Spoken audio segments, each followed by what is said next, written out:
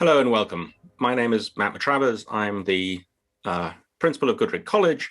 I'm at the University of York.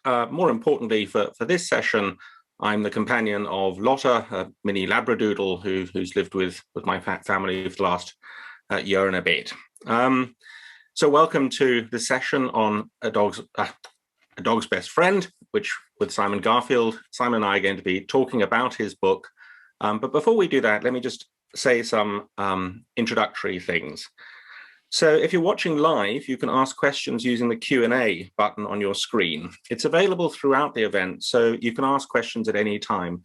The way we'll run this is that Simon and I will talk for about the first 20 minutes or so, and then as we go along, I'll try to integrate the questions into our conversation. So if you hang on, because questions tend to disappear down the column, if you hang on for a bit, it's more likely I'll notice it. I'm not very good at multitasking, but I will try very hard to get your questions in.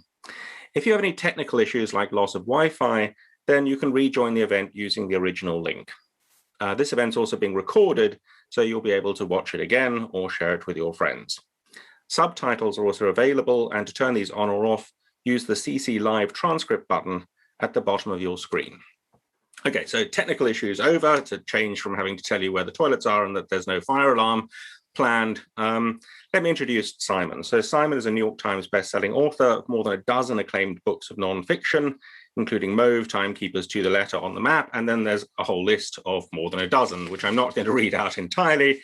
It's worth noting the range of work he does, from humor to history to the editing of diaries from archives. And his book on his study of AIDS in Britain, The End of Innocence, won the Somerset Maugham Prize, and To the Letter was one of the inspirations for the Ship Theatre show Letters Live. His latest book, which is the one we'll be talking about, Dog's Best Friend, A Brief History of an Unbreakable Bond, is an absolutely tremendous book. It manages to combine history, sociology, and a great deal of humor, together with a lot of personal stories about Simon and his dog Ludo.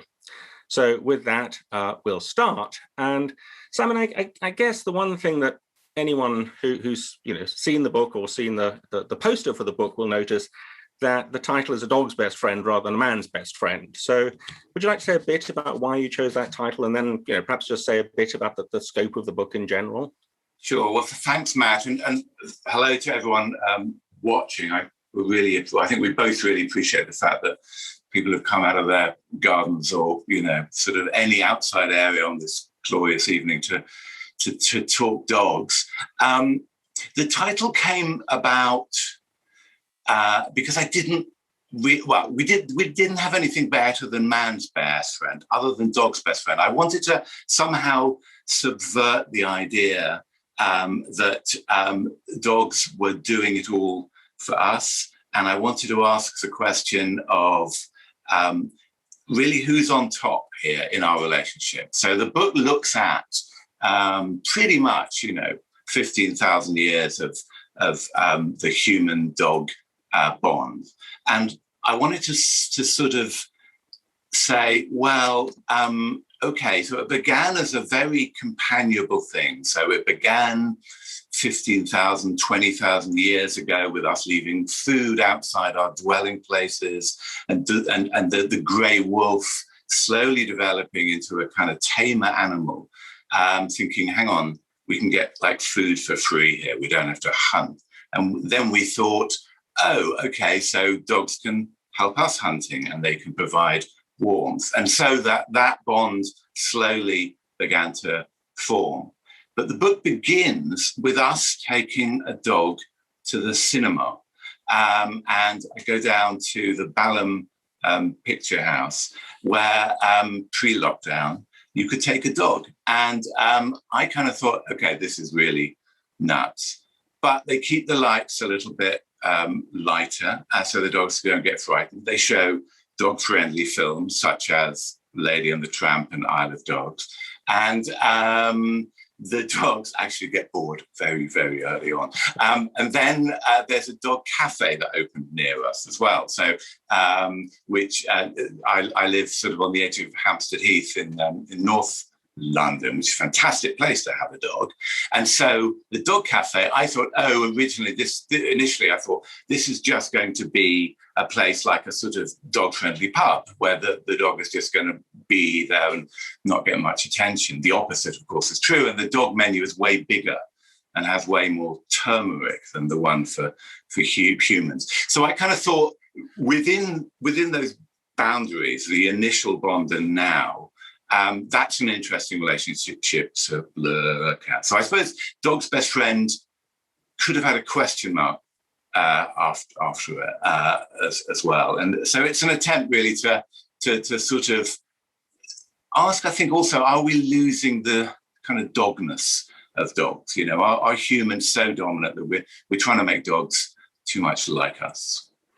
Yeah, no, I mean, that's very much a theme of the book, isn't it? And I want to pick that up a bit later about the sort of the dogginess of dogs. And because as you say, your story is really a story from a kind of instrumental relationship of, you know, they use us for food and we use them for hunting and protection, to I don't know how one would describe it, a much closer non-instrumental bond. And one of the ways you pick that up is this interesting transition from dog names to human names. But before we get on to that, just to go back, there's this sort of odd interlude in the history between the instrumental and the kind of the bond we have now, which is the Beng people. And I realize you wrote the book a little while ago, but I hope you remember the Beng people, because I found them fascinating. So these are people a tribe whose names for their dogs are the most extraordinary sort of long, almost proverbs of, you know, it might rain today, it might rain tomorrow, but it won't rain in the future. Yeah. I mean, I'll talk about the Beng and one particular thing. I mean, the whole history of dog names is extraordinary, really. So as you suggest, we now, the dog and human names are pretty much interchangeable now. So, you know, the most popular name for a male dog is Max, and for a female dog is Bella. And that's been the case for a while. And we call our dogs Charlie and Lucy, and, you know, all the dogs that we would quite happily call our kids. The oldest sort of evidence that we have of dog names is what the Greeks called their dogs, and they all had, a little bit like the Beng tribe, names that referred to sort of what they did, really. So they have all sorts of Greek names, which I can't really pronounce, but they meant things like spear and protector and warrior and those kind of things. So they all had a purpose. Now, whether it was kind of wishful thinking, you know, on behalf of the owner, that their dog would be a protector or barker or hunter or whatever it was. I'm not sure, but they certainly kind of had those traits. The Beng are extraordinary because they a tribe in Africa, and they have names which are sort of proverbs. Now, I can't remember them all. I can certainly look them up. But if you have that to hand, they're too complex to almost learn by heart. But while you do that, I will say that there was an extraordinary thing that happened to them, which was that they used to their dogs being very vocal and barking a lot, and the alarm for them sounded when some wild animals killed them, and they kind of normally the dog serve as protectors to the tribe, and they knew something awful was up when the dogs fell silent, and it turned out that they'd been eaten by leopards. The extraordinary thing that happened after that was that they felt that they just couldn't trust their dogs anymore, and they became less important in their lives as a result. I mean, there's huge amounts in the book about loyalty and about the importance that we place on a dog being loyal, and often it can be a mythical thing and a story that we love to tell ourselves. But in this particular case, they felt that the bond, that trust had been had somehow been broken. Right. Actually, that's interesting. Yeah, I mean, look, we should move on, but I mean, just because I suppose what puzzled me about their names is in the Greek case, as you say, that there might be a sort of hopeful aspiration that this is going to be a fierce dog, and I'll call it Spear. But the Beng, for example, which year? So this is for those who haven't read the book. This is the actual name of the dog, or the translation, obviously, from the Beng language. Which year will I become rich? Which, as you comment, is a difficult question for most humans, John, and one would imagine near impossible for a dog. And there's another one which I rather like, which is there are two roads for someone who is sick. Maybe they'll get better and maybe they won't. Now that doesn't have that same sort of instrumental purpose. It's not like calling a dog Spear. And you go on to comment that they weren't actually even particularly nice to their dog. I mean, they didn't have the kind of bond we have. No, but it speaks.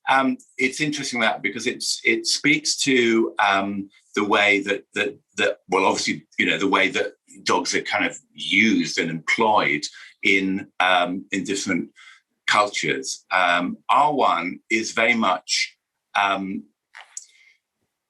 It refers very much to the kind of healing aspect. Now that can be healing in kind of all senses now. So when the dog was sort of domesticated, I suppose, for the second time, which was pretty much in Victorian times. There's so much that I found that actually refers back to the Victorians. But I thought, oh, this is new. But of course, the Victorians got there first, and that is true in so many elements of kind of dog history.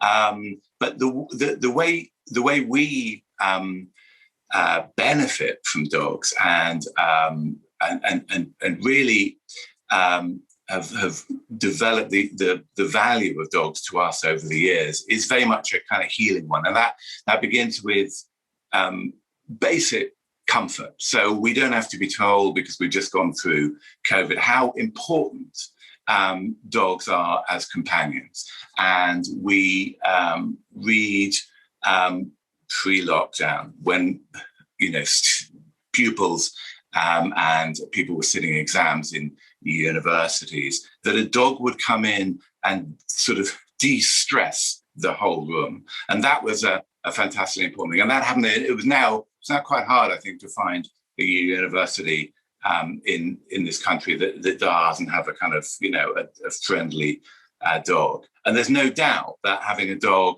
a dog in the room has a calming influence. But that also, we know about bomb disposal. We know about the dog as a seeing eye. And I spent an extraordinary day at a hospital quite near me with a border collie called Rough Collie, I think was it, called Bryn.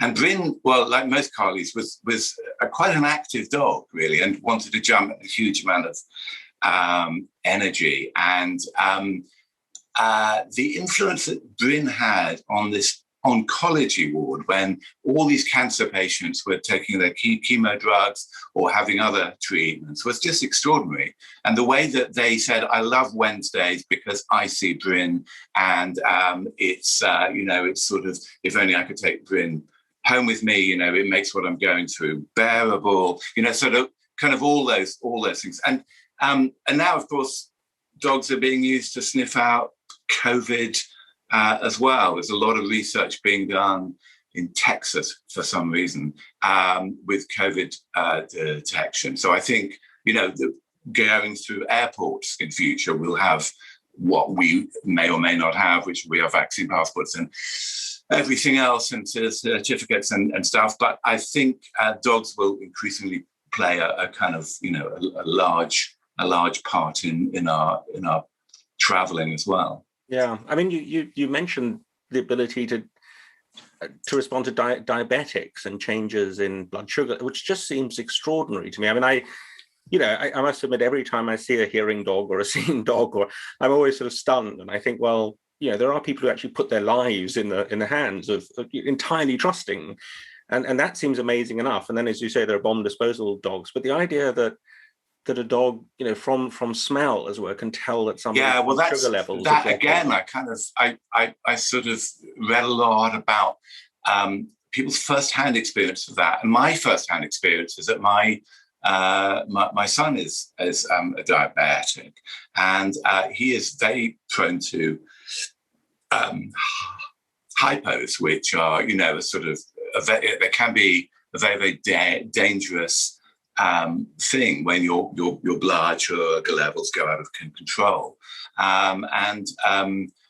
Who knows? I mean, at the moment, he manages that perfectly well, but I could absolutely see a time where he would live with a dog who would detect the onset of a hypo before it happens and before it becomes a potentially dangerous thing. So, it is, there's sort of no end to it. And in a way that comes back to that thing of, it's great that we're employing dogs in this way. And I have no question that for all the uses that we've mentioned, dogs are treated kind of very well. There's obviously a sort of, a downside to the way we use dogs now as well, which I sort of didn't go into that much in the book. But one element that I'm kind of very aware of now, and you can't really miss it in the news, is because of COVID, because of the great demand for dogs, partly because people realized that, they, during lockdown, they were pretty much the only excuse, to get you out of the house. They were, they came about very much into hope as a result of kids saying, oh, please, can we have a dog? And the parents sort of being with their kids all the time in lockdown, not being able to resist anymore. And then obviously, parents as well, realizing that actually if we're going to have a dog in our house, this is the ideal time because we're going to be around all the time. The downside of that, of course, is the exploitation of puppy farms and the kind of some of the terrible breeding practices that do go on, and also the psychological effects now. So animal behaviorists are beginning to take very seriously this effect of what happens when, as hopefully will happen soon. We'll be back in the wild, and the animals will, and especially dogs, will think, hang on a minute, especially if they're lockdown, dogs that arrived in the last year and a half or so, they will think, hang on, our owners were with us all the time. We had all this love and this was fantastic. And now what have I done wrong? They're beginning to go out again in the evenings to movies or theatre or literary festivals or whatever. And sort of I'm left here all alone. And it's that classic thing where there's a nice quote in the book where someone says, sort of dogs have such short lives and they spend most of them and most of their lives waiting for their owners to come home. So we're going to go back to that. Some dogs will also obviously feel, thank God they've gone. They're like, finally, I get to raid the bins. Or sleep. But Simon, I do want to get on to some of the, in a sense, things you identify almost as sort of pathologies of modern toy dogs and different breeds and breeding. But before we leave the Victorians, so in a way, talking about let's call them service dogs, seeing dogs or hearing dogs, we were talking really about what, in a sense, dogs can know about us. But there's another sort of theme in the book, I think, which is about what can we really know about dogs? And because obviously the one thing we can't do to them is talk to. Well, we do talk to them. We can't. They can't talk to us. That's the critical bit. And sometimes with my own dog, and I'm sure you do this with your dog, I sort of sit and I wonder, well, what are you really thinking? And I was fascinated that you have this quite long section on Darwin, who I didn't realize had written quite a lot on dogs, and indeed on his own dog, including passages that are in a way, it's a bit crude to say unscientific, but they're very much passages about him sitting there thinking, writing down as marginalia almost, this is what my dog is thinking, and these are the expressions, and I can read through those expressions. And I'm sort of interested in. Yeah, it is very interesting because, as you say, we know Darwin for so many other things, and we don't really know him for his relationship with dogs. He had dogs all all his life. And I say it was just coincidence that, you know, the ship he sailed to Galapagos was called the Beagle, but it is I think my favorite tale from sort of more my reading on Darwin was something that he called the hothouse phase of his dog. So he had a number of terriers, and I think this one in particular was called Polly, and I think Poppy maybe, used to sit under his desk when he was working, and then he would get up and put on his boots and go out, and the dog would go with, thinking, finally, you know, I'm going to get a walk here, or a little bit of, you know, attention, or whatever it is. That was, you know, what you would expect a dog to experience. What Darwin saw was that when he actually didn't go for a walk, but went into his hothouse to look at his seedlings or whatever it was, the dog had a real look of disappointment on her face, and kind of said, hang on a minute, I've been promised something here. I thought I had, and I've been cheated. So he did see all these human traits and imagined them. And he kind of thought dogs grinned, and he thought they had a great sense of humor. He was very amused by how dogs were totally confused by inanimate objects. So, you know, like something would collapse in his garden and or would be taken by the wind, and the dog would think that this thing was alive. So he didn't get everything right, but he was definitely the first famous sort of, you know, dog behaviorist who took this seriously as well. I mean, the other one was Dickens, of course, who also was kind of enchanted by dogs, with one exception where he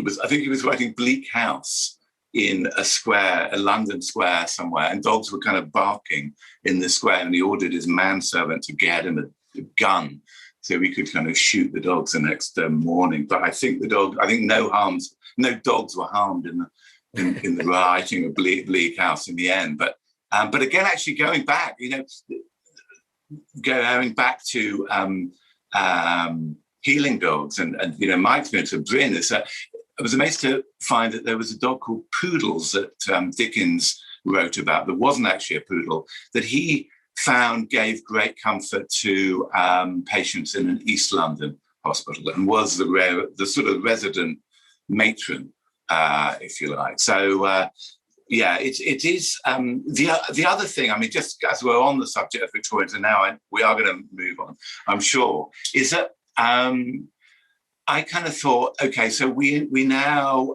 dress dogs up. You know, I described seeing dogs after an event in Somerset House. In fact, going to see a show about Snoopy and peanuts, and I wanted to sort of discover the history of Snoopy. And I come out, and then Somerset House, there are all these Italian greyhounds who are beautiful dogs in their own right, but they're all dressed up by their owners, and they have like a dinosaur outfit on and kind of other crazy things. And I kind of think, okay, so what's that about, really?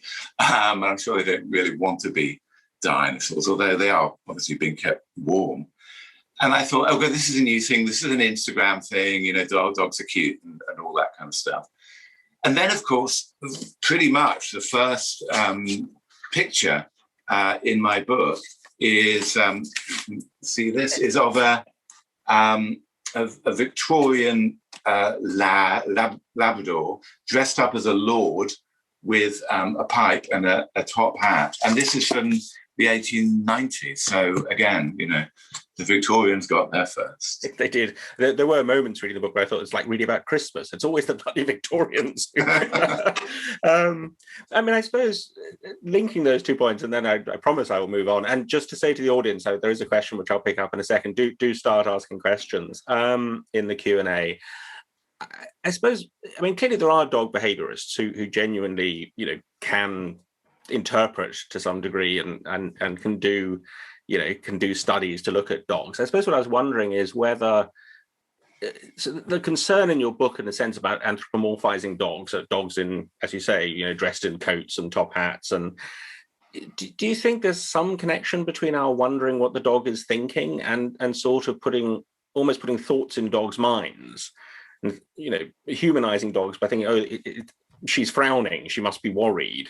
And I wonder whether that's in a way one step towards this different kind of relationship we have with them. And I must admit, I do it all the time. And there's a lovely moment in the book where you cite from the internet memorials of dogs, sorry. And one family posts about 3 paragraphs saying how lovely the dog was and how much they'll miss the dog. And then the very last sentence is, "And we hope you had a good life with us."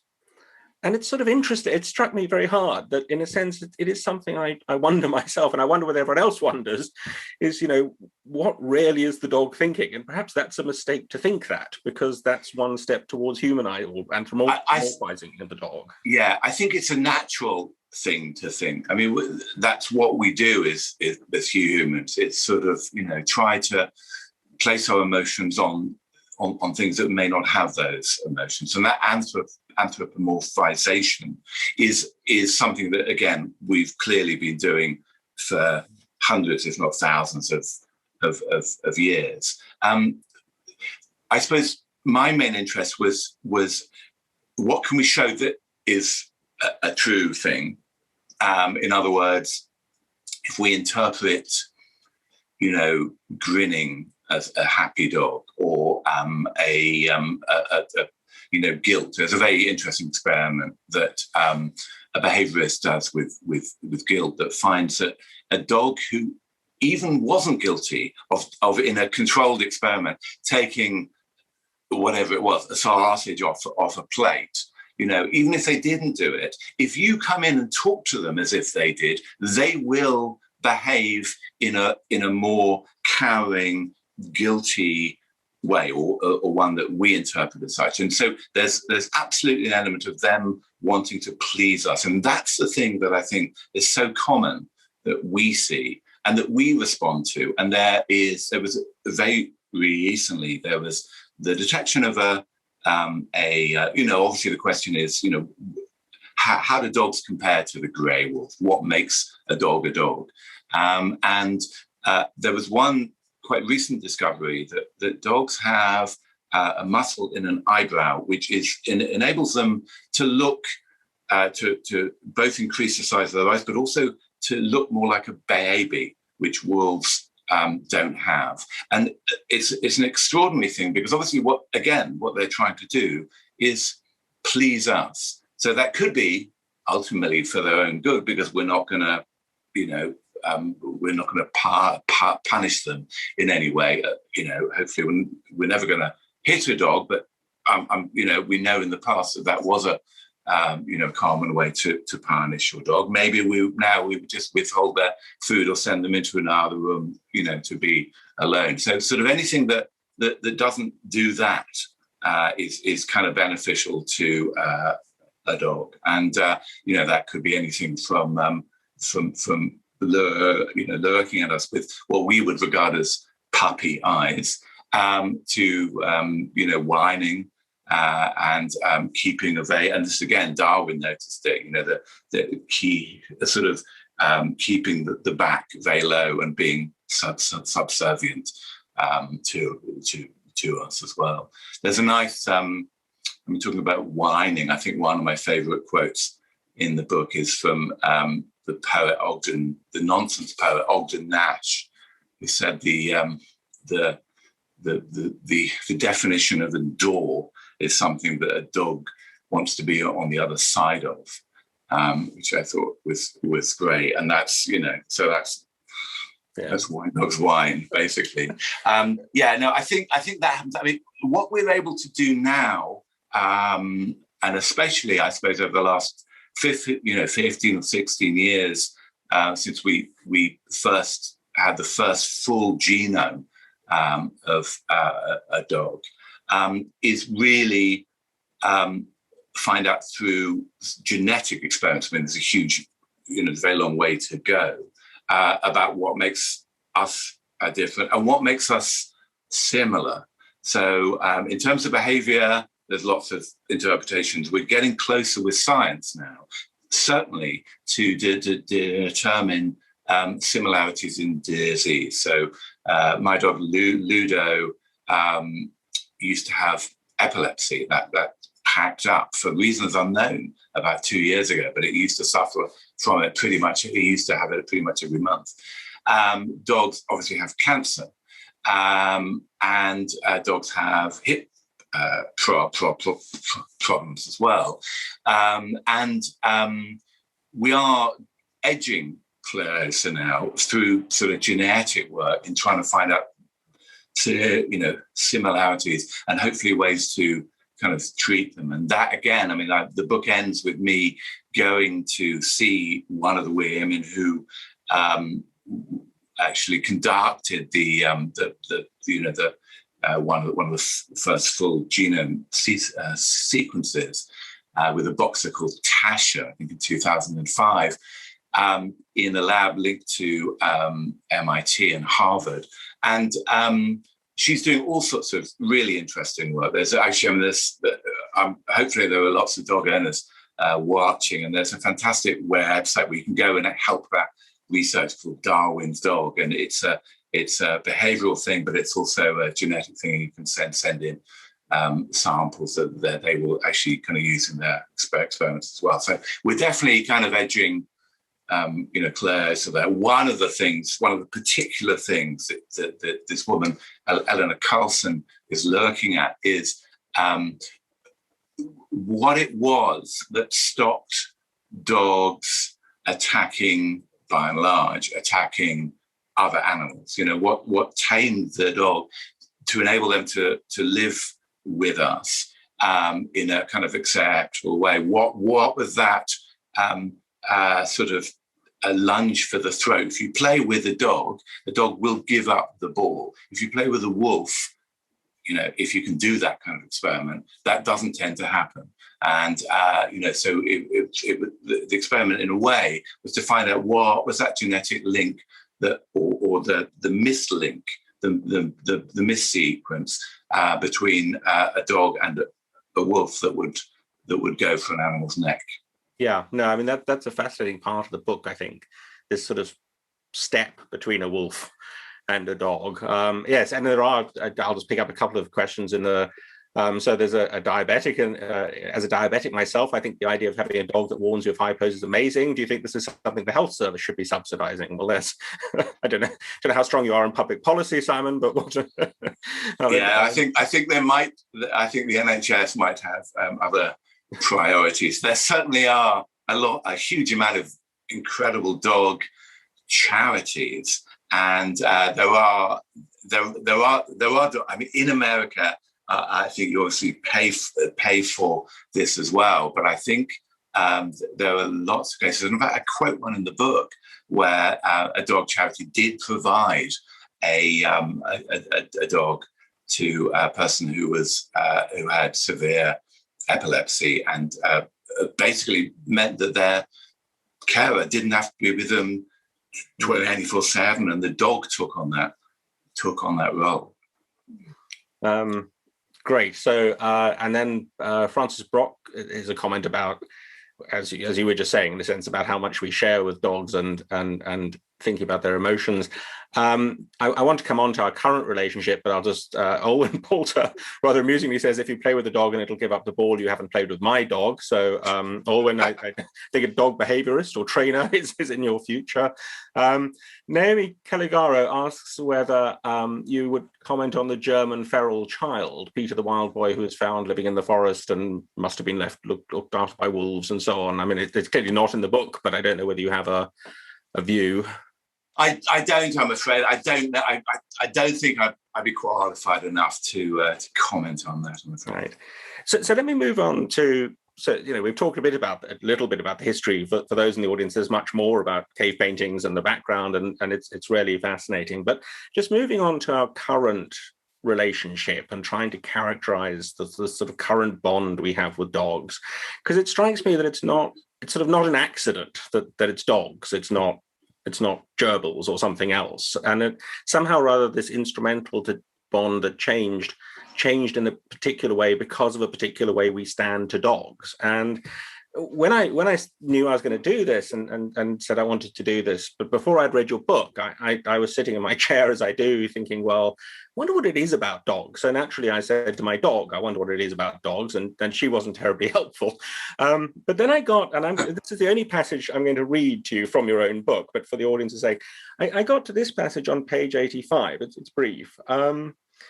Where you say, you stroke a friendly dog and you feel an indefinable sense of comfort. The dog probably feels it too, one of life's simplest, most liberating and joyous transactions. A dog binds us to the world like nothing else, to a history of all the dogs that have gone before, to a wider community that welcomes their presence and demands our selfless attention. And when I read that bit, I thought, that's exactly it. That's what I feel, even in a moment of stroking my dog. It's somehow rather I feel connected to the two dogs I had as a child. I feel connected to dogs in general. I feel relaxed. I feel calmer, even if it's only a couple of seconds. And what do you think it is about our bond or our relationship with dogs that is like that? Well, it's all like that, really. I mean, you mentioned that lovely those lovely sequence of tributes to dogs that I can't take. I just quoted. I got permission and quoted from this website where people pay tribute to their dogs, and as you say, you hope that the dog got as much from from us as we get from them.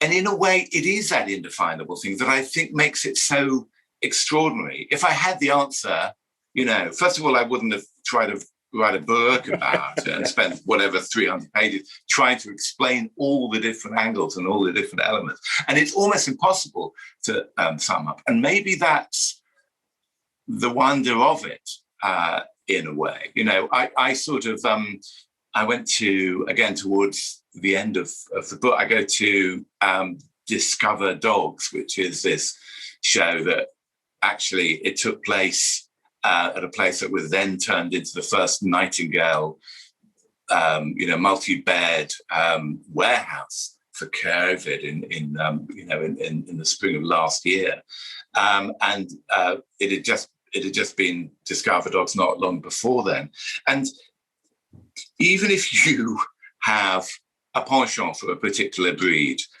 or even if you think you know everything about sort of, all sorts of dogs, or what you like, you just go and see a huge amount of dogs in this show, and you talk to their owners, and you can pet them and describe, it's not a buying experience, but you may be interested in a bulldog, you may be interested in Labrador, and they are pure breeds in the main at this show. And you sort of come out thinking, no, I'm going to buy 140 dogs. I'm going to get one of every breed. So it is, I'm afraid, almost impossible to define, apart from the word love. And it sounds like the soppiest thing, but I think it's kind of true. And I think that's, we're talking about the balance and top dog and who's in charge. I mean, that's the great mutual thing. And when that breaks down, we know about it. And that you read about, I talk about, how we react so passionately to Bill Sykes's dog, Bullseye, Dickens, treated so cruelly. And we see, those terrible programs about whatever they are, dog fighting or puppy farms or dogs, in crates coming over from Eastern Europe or whatever. And there is, something where we feel quite unwell watching that, really. I think some of it must be a nurturing element. Now, the risk of that, of course, is that we do treat dogs like our kids, and like children in general. And there's a bit in the book where I go and see a dog trainer called Susan Close, who has sort of her experience is training very angry dogs and dogs that maybe should never be domestic dogs at all. And then she realized, actually, no, there's a huge amount of dogs, quite sort of, little soft tame dogs that have been bought by people who have no idea how to look after them whatsoever, not because they're problematic as dogs, but because they're problematic as owners. And she says that 90% of the psychological problems that she faces are the owners, and only 10% are the dogs. And the worst thing, she says, is when a dog comes to her and it's got a bow in her hair, and she says, "Get that bow out now." It's sort of that thing of, and that's a thing I think that we do get, I think, quite a lot from social media. Before then, it was probably Hollywood, Vogue dogs, teacup dogs you put in your handbags, all those kind of, sort of, I think, quite dangerous trends where dogs become a sort of a kind of an accessory to a fashion, to our lives, cool things to be kind of seen with. And the risk is that designer dogs in their extreme, become that as well. Now, I know, Matt, you say, you have a Labradoodle, and Labradoodles, absolutely beautiful dogs. And my neighbor over the road has one, and I can absolutely, see the attraction. The risk is that when we start crossbreeding dogs, we sort of think, we sort of play God, and that we think we can breed anything with anything to get. The history of the Labradoodle is very, very interesting, and it came about with purely good intentions, which was that a person who trained guide dogs for the blind was asked to train a dog for a woman in Hawaii whose partner was allergic to dog hairs. So he thought, well, maybe a Labrador isn't going to work in this case. So what I'll do is we'll try a long process. This wasn't an instant overnight thing. Eventually, a poodle doesn't shed so much, so they bred, and it was a perfect dog for that partnership, for that couple as well. And which is a great reason to have a Labradoodle now. What happened, of course, is that if a dog isn't bred well, and I've got nothing at all against dogs who are, bred well and owners who know what they're doing, the problem is that a lot of people think, hang on a minute, we can make a lot of money out of this dog, and they just put anything with anything. They don't worry about inherited diseases, and that's one of those things where I kind of ask at the end of the book, are we really loving our dogs in the right way? Are we sort of caring about dogs?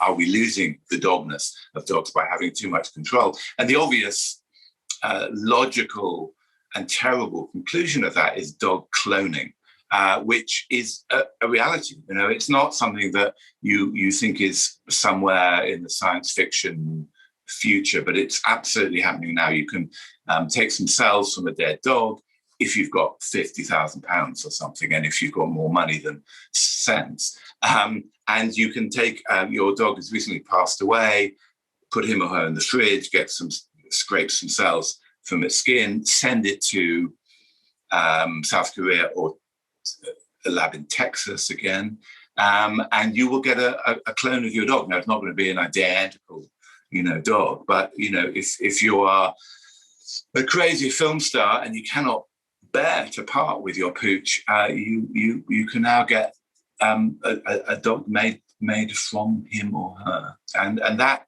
clearly is something that I think, I'm not the great one for legislating for everything, but you kind of think there have to be some sort of controls on that. Good. Actually, well, I might, if I have time, come back to nicer stuff about loyalty and so on. But since we moved on there and picking up, there are a couple of questions on that precisely. Let's go to those. So I mean, I guess there are two worries, aren't there? I mean, there's the straightforward worry, which Hannah Norman picks up, which is about dogs that have been breeded in such a way for the optics, as they'd say, but now can't breathe properly, can't, and that just looks really catastrophic and awful. But then there's also this question about sort of designer dogs. So so let's start with the first. I mean, what do you think we should do, in a sense? I mean, because you're quite, I mean, perhaps you're right and I'm wrong. You've done the research, I haven't. In a way, you're quite sort of soft on the Kennel Club and Crufts, and perhaps that's because it's not their fault. But certainly a few years ago, there was the kind of view amongst people like me at dinner parties that it was the Kennel Club's insistence that all dogs of a certain kind had to have a flat nose, and the desperate attempt to make that perfect that was actually driving some of this. Is that? Yeah. No, I mean, the Kennel Club for me does a huge amount of good, and there were some very questionable things, I think, as well. I would say, I mean, we have obviously been talking a huge amount. I will answer that question. We have obviously been talking a huge amount about, purebred dogs. And I have a Labrador, you have a Labradoodle. And there is a lot to be said for going to the shelter and bringing home a dog and caring for a dog who hasn't been well treated, much cheaper as well. And maybe you have to bring a trainer on board and someone, a professional, who kind of will know how to really care for a dog and train a dog that maybe has been maltreated in the past, mistreated in the past. But so I just want to say that other dogs are available, as we know with Crufts, although they do run a parallel smaller show called Scruffs now, which is pretty much came about, I think, for a sort of PR exercise to show that we're not, we're just not dealing with dogs with 100 names here and pedigree dogs and stuff. But my own feeling about Crufts is, you're absolutely right, and the questioner is absolutely right, that French Bulldogs in particular are bred, and they are very, very popular dogs, and hopefully that trend will pass, because there's an extraordinary amount of trends amongst sort of dogs, that they are bred and they do have difficulty breathing, a lot of them, if they're not bred well, and there is a lot of they face a lot of genetic disposition, for want of a better phrase, and it's a real issue, really, and it came about, I'm afraid to say, from Victorian times as well. So Crufts and the Kennel Club, again, Victorian inventions, and the thinking was that there's got to be a rosette that you can pin on a dog. There's got to be a better dog than that dog. So the way you do that is to breed, and there were certain levels and targets that had to be met about the shape of a head or the shape of an ear or how a dog moved and all of that. And that's how those competitions, and there were hundreds of competitions in normal days, happening sort of all over this country, thousands all over the world. My thinking ultimately on that is that Crufts is an educational show for a lot of people as well, and that if the dogs are well bred, and if the dogs have a lot of love and aren't just carted around endlessly in the back of cars, from one dog show to another, to somehow prove that this owner or breeder of a particular type is sort of better, can win more rosettes, and it is a pretty kind of competitive world. If those things don't apply, and if the dog is well looked after, I'm sort of prepared to give those shows the benefit of the doubt. But there are lots of question marks, and I absolutely understand, PETA and other protest organizations who feel that this kind of isn't the way to go. The other thing to say about Crufts, which I didn't realize until I went to it for the first time for my book, was that it's 10% of what we see on TV, which is the best in show element of it, and also the agility races and all that stuff that we love. And 90% is merchandise, basically. So people go along, and 90% of the space pretty much is crap for your dog. Now, having said which, not all of it is totally useless, but it's sort of stuff that it absolutely comes back to what we were talking about at the beginning, about who are we really buying this for? Are we buying it for the dog, or are we buying it for us? Yes. Same with dog beds, memory foam beds. But having said all of which, isn't this crazy? I'm sort of as guilty as the next person, So our beautiful Labrador Ludo has 3 beds in the house, and they are expensive. They're crazy. He could be on a rug or just a mat somewhere, but he's not, because we buy him a dog. We didn't buy him a sofa, I have to say. We didn't buy him one of those ones which does look like a sofa, and he doesn't sleep on our bed, and he's not that humorous. But there is this thing of, no, we want him to be as comfortable and as happy as he can be. And so I kind of that's thinking about that. But again, it's just, as with all these things, as with all things in life, I suppose, it's sort of a question of balance and where we draw the line. And there's no doubt that the dog industry is a £1 billion industry. It begins with food, and then it begins with basic needs like collars and those things. Then it goes to vets. We all know, as dog owners, how expensive that can be. And then it goes to the crazy stuff, the dressing them up as a dinosaur. So, that's too far, but where do we meet in the middle? So I'm very conscious of time, Simon. So let me just to try and answer some of the questions, put some words in your mouth. I mean, because some of the questions are about designer dogs and breeding, the Labradoodle issue, as it were. I get the strong sense from your book. That your thought, a bit like the other cases, if it's done properly and well and monitored, then it's okay. I mean, in a sense, we've always been designing plants and animals, at least as long as we've been able to mix crops and so on.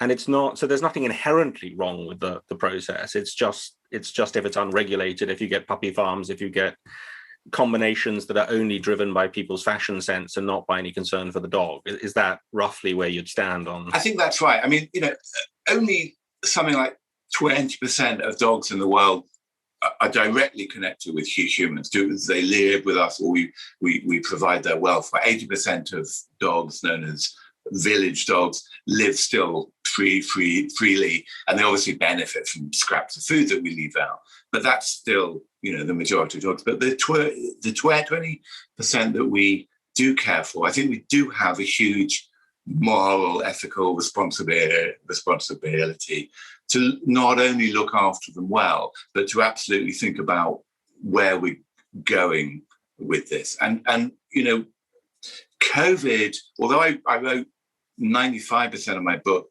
before the pandemic, there's no doubt that COVID has focused a lot of attention onto dogs and dogs in the domestic environment, how we treat them, both good and bad, which I think is probably a good thing for the dog. I mean, I think the more we talk about it, the more we're aware of what we're doing, then I think that can only be a good thing. And that, in a way, was an intention of the book, to try and sort of say, well, just ask some questions. I don't have an answer.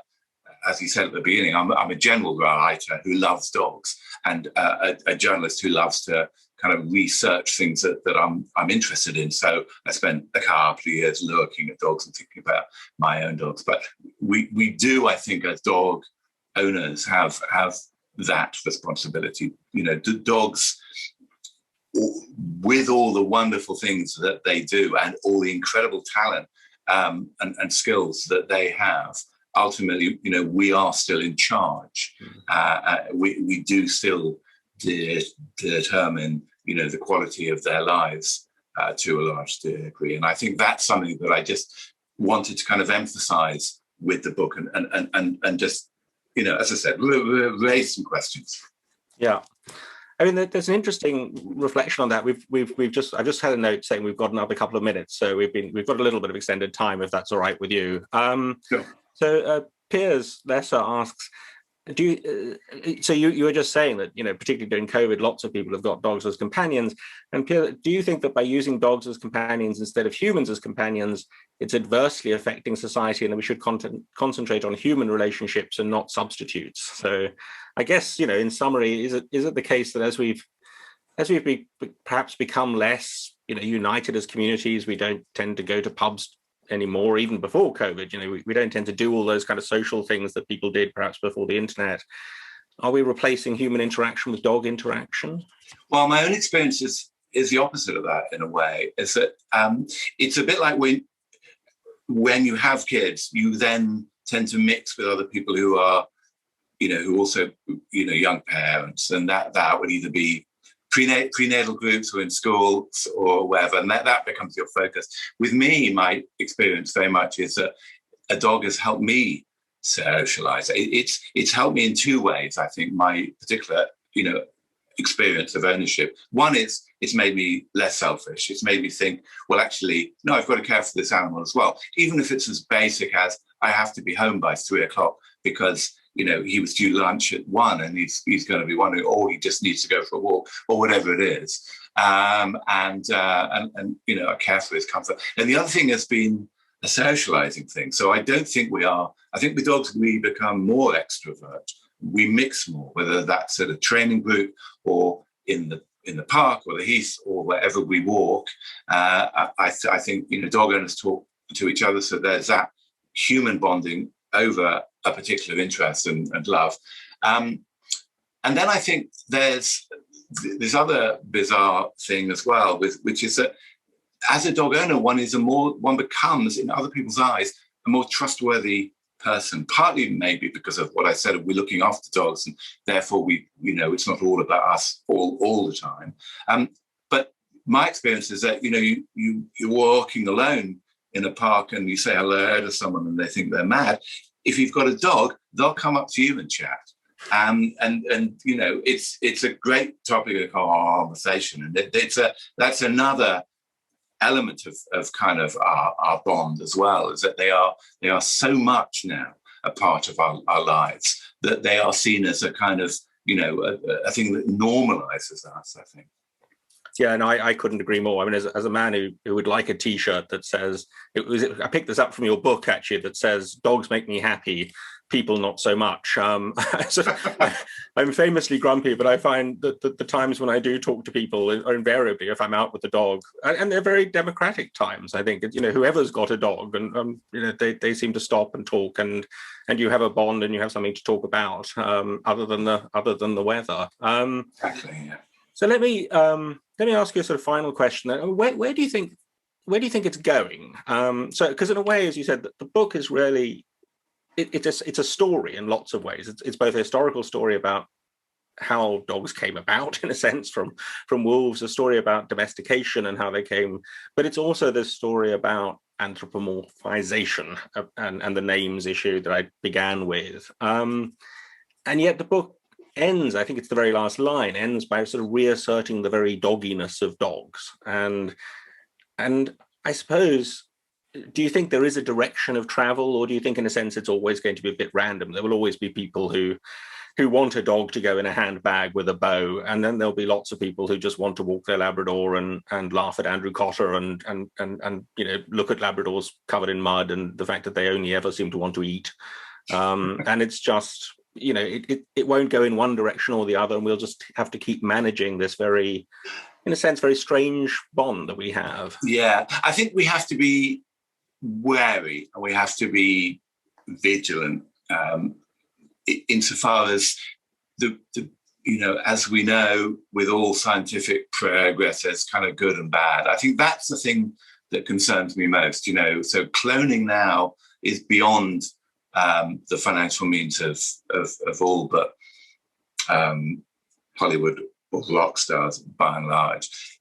It's all, finance people.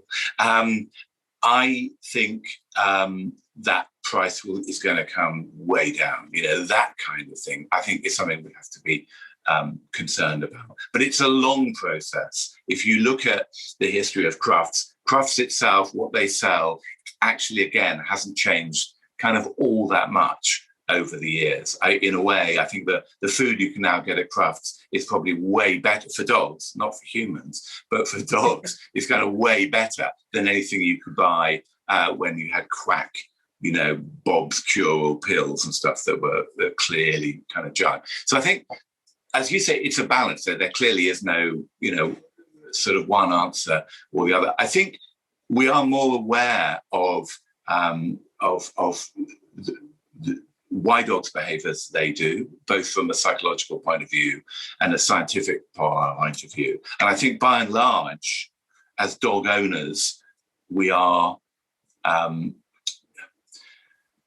we're kind of loyal to dogs, really. And I think we are, again, by and large, as long as we're not breeding dogs for profit or doing kind of awful things, I think we do have their best interest at heart. And I think so long as that continues to be the case, there will always be wild excesses. There will always be new forms of exploiting dogs through technology. And I think it's something that, we are aware of. Hopefully, because our bond has been so strong for so long, there's something in us genetically and there's something in dogs genetically that will ensure that the relationship that we've enjoyed for all these hundreds of years will continue to be one that benefits us both. That's a fantastic place to stop. I was rather hoping my daughter might bring in my dog, but she appeared momentarily and then looked terrified. Oh no, here she is. I'll introduce. Oh great! I'll introduce Lotta, and then. Oh yeah, definitely. Look at her. So Lotta is a mini Labradoodle. Her dad was a mini Poodle, and her mum was sort of almost working Labrador actually. And what a gorgeous. And I should say to the audience that Ludo, Simon's dog, is at the country. So he's in his country abode. So my in-laws have a place outside London, which is really his spiritual home. He just now of a certain age he hangs out there. Not that I don't miss him awfully when he's away, but he'll be back in a week. But no, it's not there's no show and tell from me.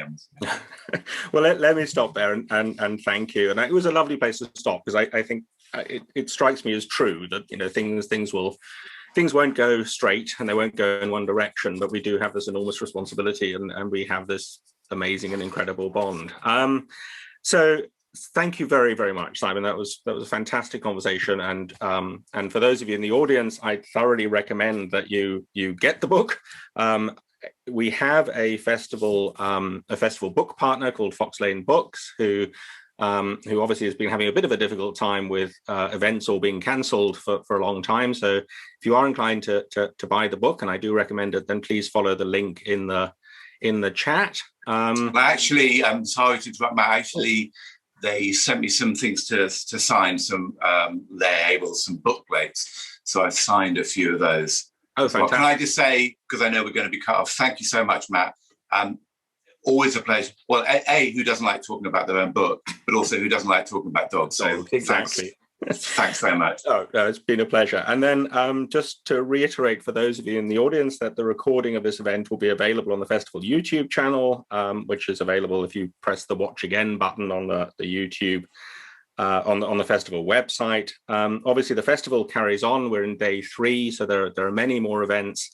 And just on that, I would like to say, as I say every year and have done since the festival began, just how tremendous the festival is. I mean, I know I'm at the University of York, but I'm not involved with it. It's an enormous thing, and almost all events are free, and it brings them to the City of York and now to the wider world, and it is tremendous. But it doesn't happen without a huge amount of work in the background. So I just want to acknowledge the people who work in the background, both in the events team and marketing, but also the AV folk who stay up late at night, making sure that, well, in my case, I don't look good, but at least I don't look as bad as I might if I were doing my own AV. So on that, we'll close down. And I just want to say what a pleasure it was to talk to you, Simon. It's a fabulous book, and it was really, really nice to have this conversation. Thank you very much, and good night. Great. All the best.